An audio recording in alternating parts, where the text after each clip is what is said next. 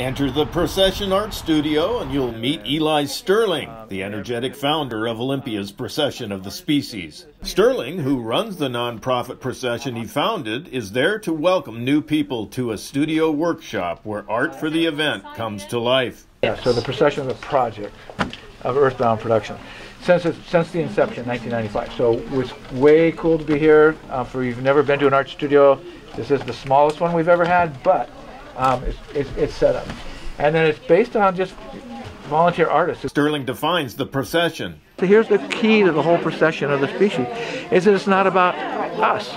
It's about this miracle of life. The procession takes place April 27th and 28th as part of Olympia's downtown Spring Arts Walk. The luminary procession takes place at 9:30 Friday night, and the Saturday procession starts at 4:30 in the afternoon. The event originally celebrated Earth Day and supported congressional renewal of the Endangered Species Act. Sterling and others agreed on creating 3 working principles behind the procession. From the very beginning, it was decided to be a procession, not a parade, and it had 3 rules.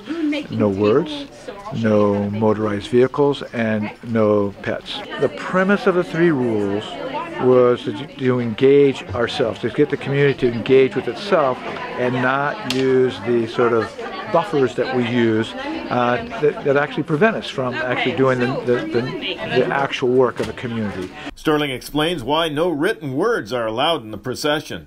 Certainly it makes it safe politically, but really the reason why there's no written words is if I'm on the street without an identity, all I can offer basically is my joy. I don't have to define myself with a chant or a name. It really is, I can only define myself with what I've created.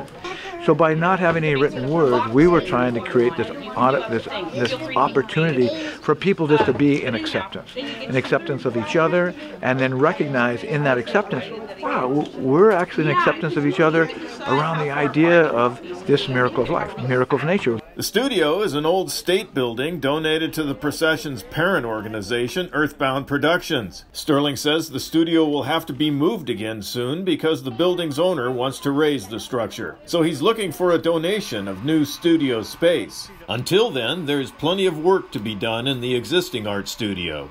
So what you're looking at right now here in downtown Olympia is a year-round community art studio. Now, and during the procession time, it's open 7 days a week.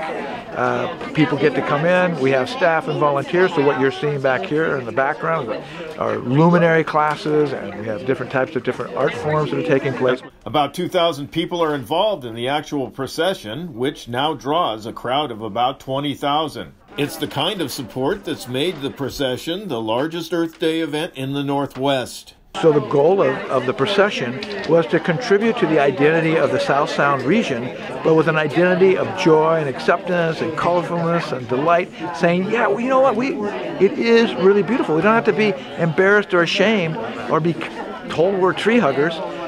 That basically life is worth living. I'm Jeff Chu for iFiber1 News.